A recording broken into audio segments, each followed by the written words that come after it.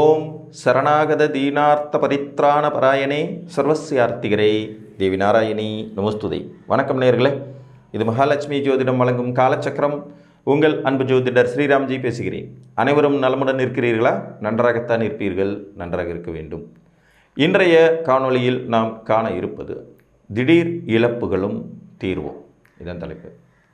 வாழ்க்கையில் எதிர்பாராதவை அப்படிங்கிறது எப்போ வேணாலும், யாருக்கு வேணாலும், எங்கே வேணாலும் நிகழலாம் அப்படின்னு பொதுவாக சொல்லி வைக்கப்பட்டிருக்கு. பட் எல்லாருமே இந்த எதிர்பாராத நிகழ்வுகளை சந்திக்கிறாங்களான்னா அப்படிலாம் இல்லை. நார்மலாக பிறந்து நல்ல தாய் தகப்பன், நல்ல திருமண வாழ்க்கை, குடும்பம் அப்படின்னு போய் சராசரியாக வாழ்ந்துட்டு போயிடுறவங்க நிறைய பேர் உண்டு. இந்த திடுக்கிடும் திருப்பங்கள்லாம் லைஃப்பில் எவ்வளோ நடந்துச்சுன்னு கேட்டோம்னா, ஒரு 10 பேரை கேட்டோம்னா ஒரு 2 பேர் தான் ஆமாம் சார் நடந்துச்சும்பாங்க. பாக்கி 8 பேர் அப்படிலாம் ஒன்றும் இல்லை சார், நார்மலாக லைஃப் போயிட்டு தான் இருக்குது அப்படின்னு சொல்லுவாங்க. அப்போ இந்த திடீர் திருப்பங்கள், திடுக்கிடும் திருப்பங்கள், எதிர்பாராத நிகழ்வுகள், திடீர் இழப்புகள், இவங்களுக்கெல்லாம் எந்த மாதிரியான கிரக அமைப்புகள் இருந்தால் ஏற்படுங்கிறத பார்த்துட்டு அதுக்கு எந்த மாதிரி முன்னெச்சரிக்கை நடவடிக்கையோடு இருக்கணுங்கிறதையும் இன்றைக்கி பார்க்கலாம். பொதுவாக சூரியனும் செவ்வாயும் நட்பு கோள்கள் தான், இதில் எந்த டவுட்டும் கிடையாது. ஆனால் இவர்கள் இருவரும் அதிக க்ளோஸாக இணையிறது நல்ல விஷயம் இல்லை. சூரியனும் செவ்வாயும் ரொம்ப க்ளோஸாக இணைஞ்சிருக்கிறது ஒரு மாதிரி நெகட்டிவான பலன். அதில் இருக்கிற நுணுக்கம் என்னென்னா, இவர்கள் இணைந்திருக்கும் வீடு இயற்கை சுபரின் வீடுனா பெரிய பாதிப்பு இருக்காது. இவங்க 2 பேரும் இணைஞ்சிருக்கிற வீடு இயற்கை சுபரின் வீடாக இருந்தால் அதில் ஒன்றும் பெரிய நெகட்டிவ்னு சொல்லிட முடியாது. உதாரணமாக குருவுடைய வீடுகளான தனுசு மீனம், சுக்கரனுடைய வீடுகளான ரிஷபம் துலாம், புதனுடைய வீடுகளான மிதுனம் கன்னி, இந்த வீடுகளில் இவங்களுடைய இணைவை பெரிய நெகட்டிவ்னு எடுத்துக்க வேண்டியதில்லை. இது போக 5 பாவ வீடுகள் இருக்குது. மேஷம், விருச்சிகம், மகரம், கும்பம். இங்கே பூராமே பார்த்தீங்கன்னா செவ்வாய் வலுவவர். இந்த 4 வீடுகள்லையுமே செவ்வாய்க்கு ஒரு பவர் கிடைக்கும். இதில் சூரியனுக்கு மேஷத்தில் ஃபுல் பவர் கிடைக்கும். அப்போ இந்த 4 பாவ வீடுகளும், அதுபோக சிம்மம் என்கின்ற வீடும், சிம்மத்திலையும் பார்த்தீங்கன்னா சூரியன் ஆட்சியவர். இந்த பாவ வீடுகளில் பூரா இந்த 2 பாவக்கோள்களில் யாராவது ஒருத்தர் பவர்ஃபுல்லாக இருப்பாங்க. அதாவது எரியறதியில் பெட்ரோல் ஊற்றுற மாதிரியான கதை. ஸோ இந்த பாவ வீடுகளில் இவர்கள் இணைந்திருப்பது. இதில் கடகம் 2 கட்டான் நிலை. கடகத்து சந்திரன் வளர்பிறை சந்திரனாக இருந்தால் அது சுப வீடாகவும், தேய்பிறை சந்திரனாக இருந்தால் அதை பாவ வீடாகவும் கணக்கெடுக்கணும். அது ஒரு தனி கணக்கு. உங்கள் ஜாதகத்தில் இயற்கை பாவிகளின் வீடு அப்படின்னு சொல்லக்கூடிய மேஷம், விருச்சிகம், மகரம், கும்பம், இந்த வீடுகளில் சூரியன் செவ்வாய் க்ளோஸாக இணைஞ்சிருந்தால், சிம்மத்தையும் கணக்கில் எடுத்துங்க, 5 வீடுகள். இந்த 5 வீடுகளில் செவ்வாய் சூரியன் இணைவு க்ளோஸாக இருந்தால், க்ளோஸ் அப்படின்னு நான் சொல்கிறது 5 டிகிரிக்குள்ளே இருக்கணும். 5 டிகிரிக்குள்ளே இவங்களுடைய இணைவு இருந்து இவர்களுக்கு திரிகோண ஸ்தானத்தில் ராகுவோ கேதுவோ உட்கார்ந்தாங்கன்னா உங்களுக்கு திடீர் இழப்புகள் எப்போ வேணாலும் நிகழலாம். திருப்பி ஒரு தாட்டி அந்த விதியை சொல்லிடுறேன். சூரியனும் செவ்வாயும் இணையிறது குற்றம். அப்படி இணையிறது இயற்கை சுபர் வீடாக இருந்தால் அதை பற்றி கவலைப்பட வேண்டியதில்லை. ஏன்னா அங்கே யாருமே பவர்ஃபுல்லாக இருக்க மாட்டாங்க. இயற்கை பாவ வீடுகளாக இருந்ததுன்னா கண்டிப்பாக கவலைப்பட வேண்டியது இருக்கும். அந்த இணைவிற்கு திரிகோணத்தில் ராகு அல்லது கேதுங்கிற பாம்பு கோள்கள் உட்கார்ந்தாங்கன்னா கண்டிப்பாக வாழ்க்கையில் திடுக்கிடும் திருப்பங்கள், திடீர் விபத்துகள், திடீர் இழப்புகள், உயிர் உறவுகளை இழந்து வாடுவது, பெரும் பொருளை இழந்து வாடுவது, நம்ம வாழ்க்கையில் சந்திக்காத நிகழ்வுகளை சந்திக்கிறது, நல்லா போயிட்டுருக்கிற லைஃப் அப்படியே ஸ்பீட் பிரேக்கரில் தூக்கி எறிஞ்ச மாதிரி லைஃபே டோட்டலாக டேமேஜ் ஆகிடுறது, கொலாப்ஸ் ஆகிடுறது, அதுக்கப்புறம் அதிலிருந்து மீண்டு வர முடியாமல் தடுமாறுவது, ஒரு 20 வருஷம் 30 வருஷம் இந்த குடும்பமே இல்லாத நிலை அப்படிங்கிற மாதிரி போயிடுறதுங்கிற மாதிரியான நிகழ்வுகள் நடக்கும். மேசத்தில் சூரியனும் செவ்வாயும் இணைந்திருக்கிற நிலையில், மேசத்தில் சூரியன் செவ்வாய் 5 டிகிரிக்குள்ளே இணைந்திருக்கிற நிலையில் மேசம், சிம்மம், தனுசு இந்த வீடுகளில் ராகுவோ கேதுவோ இருந்தால் இந்த நிகழ்வு ஏற்படும். சிம்மத்தில் சூரியனும் செவ்வாயும் இணைந்திருக்கும் நிலையில் 5 டிகிரிக்குள்ளே சிம்மம், மேசம், தனுசில் ராகுவோ கேதுவோ 2 பேரில் யாராவது ஒருத்தர் இருந்தால் இந்த நிகழ்வு ஏற்படும். விருச்சிகத்தில் சூரியனும் செவ்வாயும் இணைந்திருக்கும் நிலையில் விருச்சிகம், மீனம், கடகம் இந்த 3 வீடுகள் ஏதாவது ஒன்றில் ராகுவோ கேதுவோ இருந்தால் இந்த திடீர் இழப்புகள் ஏற்படும். மகரத்தில் சூரியன் செவ்வாய் இணைந்திருக்கும் நிலையில் அங்கே செவ்வாய் உச்சமாவார். 5 டிகிரிக்குள்ளே இணைஞ்சிருக்கும் போது மகரத்திலோ ரிஷபத்திலோ கன்னியிலோ இந்த ராகுவோ கேதுவோ இருந்தாங்கன்னா இந்த நிகழ்வு ஏற்படும். கும்பத்தில் இந்த சூரியனும் செவ்வாயும் இணைந்திருக்கும் நிலையில் 5 டிகிரிக்குள்ளே இவங்க இணைஞ்சிருக்காங்க. இப்போ உதாரணமாக கும்பத்தில் சூரியனும் இருக்கார், செவ்வாயும் இருக்கார். சதய நட்சத்திரம் 3ஆம் பாதத்தில் சூரியன் இருக்கார், சதய நட்சத்திரம் 4ஆம் பாதத்தில் செவ்வாய் இருக்கார். ஸோ இப்போ இது வந்து இணைவு அப்படின்னு ஆகிடும். ஒரே நட்சத்திர பாதத்தில் இருக்காங்க, அதில் பக்கத்து நட்சத்திரத்துலையும் இருக்காங்க.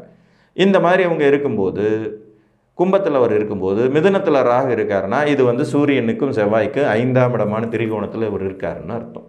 இப்போ இந்த திடீர் இழப்புகள் எப்போது வேண்டுமானாலும் வாழ்க்கையில் ஏற்படலாம் அப்படிங்கிறது ஒரு எச்சரிக்கை. சரி, உங்கள் ஜாதகத்தில் சூரியன் செவ்வாய் இணைஞ்சு தான் இருக்குது. இந்த அமைப்புக்கு 5ல் ராகுவோ கேதுவோ இருக்காங்க. அப்படி இணைஞ்சிருக்கிற வீடு இயற்கை பாவியின் வீடாகவும் இருக்குது. இந்த 5 எல்லா விதிகளும் பொருந்தி வருதுன்னா நீங்கள் எப்படி இருக்கணும்? எப்போவுமே வெளிப்படைத்தன்மையோடு இருக்க வேண்டியது அவசியம். நிகழ்வுகள் எப்போது வேண்டானாலும் ஏற்படலாம் அப்படிங்கிற ஒரு முன்னெச்சரிக்கை நடவடிக்கை இருக்கணும். நீங்களாம் தான் இந்த மருத்துவ காப்பீடு, இன்சூரன்ஸு, ஃபேமிலி பேக்கேஜுக்காக பண்ணக்கூடிய இன்சூரன்ஸு இதையெல்லாம் கண்டிப்பாக ஃபாலோ பண்ணணும். பொருளாதார ரீதியாக சூரியன் செவ்வாய் இணைவுங்கிறது நல்ல ஒரு உயரத்தை கொடுக்கக்கூடிய விதி தான். அப்போ பொருளாதார ரீதியாக உங்களுக்கு வரக்கூடிய வருமானம், செலவினங்கள், நீங்கள் யாருக்கு என்ன கொடுத்து வச்சுருக்கீங்க, நீங்கள் யாருக்கு பணம் கொடுக்க வேண்டியது இருக்குது, உங்களுக்கு யார் பணம் கொடுக்க வேண்டியது இருக்குது, எங்கேயெல்லாம் சீட்டு போட்டு வச்சுருக்கீங்க, எங்கேயெல்லாம் ஃபிக்ஸட் டெபாசிட் போட்டு வச்சுருக்கீங்க, எங்கே உங்களுடைய பொருளாதாரம் இருக்குது, எந்தெந்த டாக்குமெண்ட்ஸ் யார் பேரில் இருக்குங்கிற தெளிவான தகவல்களை எப்போதும் காப்பது நன்று. இதுதான் அதுக்கு தீர்வு. நமக்கு நடக்குமா நடக்காதாங்கிறது வேறு பிரச்சனை. இதை எல்லாருமே ஃபாலோ பண்ணலாம். இப்போ நான் சொன்ன விதிகளை எல்லாருமே ஃபாலோ பண்ணலாம். பொதுவாக வந்து நம்மளுடைய வரவு செலவு கணக்குகள் குடும்ப உறுப்பினர்களுக்கு தெரிகிற மாதிரி வச்சுக்கிறது எப்போவுமே நல்லது. ஏன்னா எப்போ என்ன நிகழும் என்பதை யாராலும் கணிக்க முடியாது.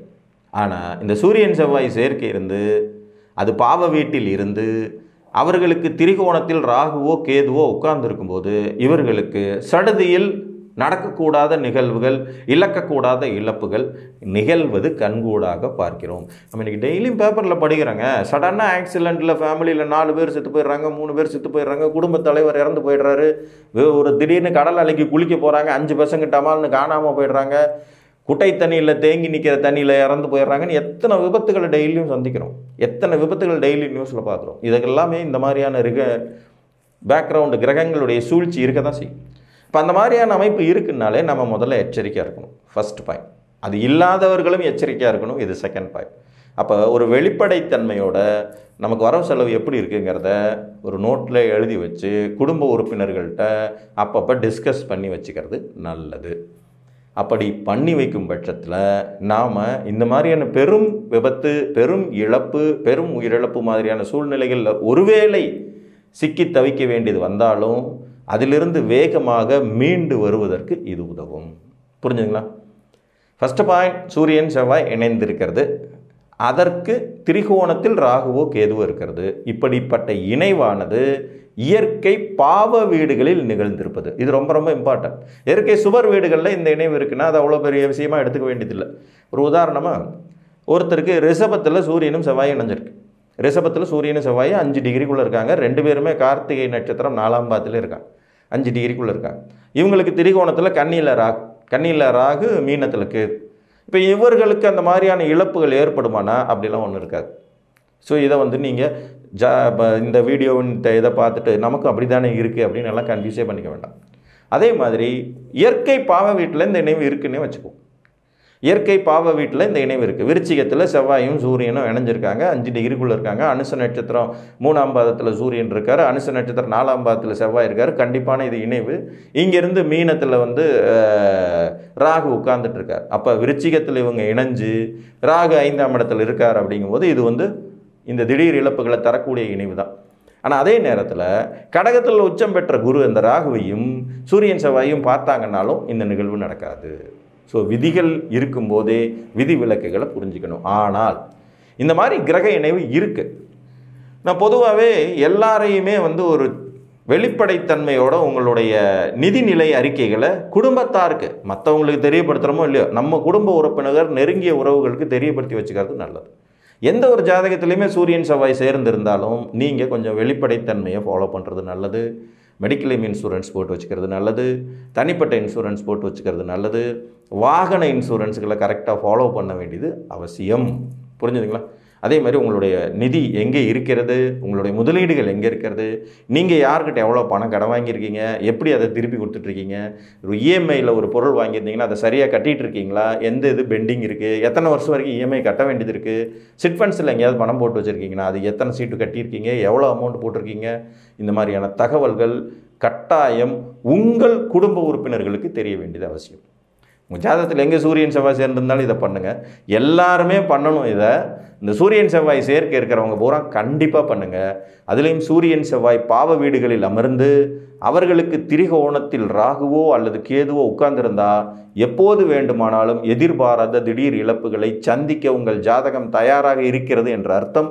அப்படி ஒரு நிகழ்வு நடக்கும்போது அதிலிருந்து வெளியே வருவதற்கான அனைத்து விதமான முன்னேற்பாடுகளையும் முன்கூட்டியே நீங்கள் செய்து வைத்திருக்க வேண்டியது உங்களுக்கும் இந்த குடும்பத்திற்கும் உங்கள் குடும்பத்திற்கும் சமுதாயத்திற்கும் அவசியம் நீங்கள் செய்ய வேண்டிய கடமை என்று கூறி, இயற்கை சுபரான குருவோ சுக்கரனோ இந்த கிரகங்களோடு தொடர்பு ஏற்படுத்திருச்சுன்னா ஆட்டோமேட்டிக்காக இது ஒன்றும் இல்லாமல் போயிடுங்கிற தகவலையும் உங்களுக்கு சொல்லிவிட்டு மீண்டும் ஒரு காணொலியில் உங்களை வந்து சந்திக்கும் வரை உங்களிடமிருந்து அன்புடன் விடைபெற்றுக் கொள்வது உங்கள் அன்பு ஜோதிடர் ஸ்ரீராம்ஜி. நன்றி, வணக்கம்.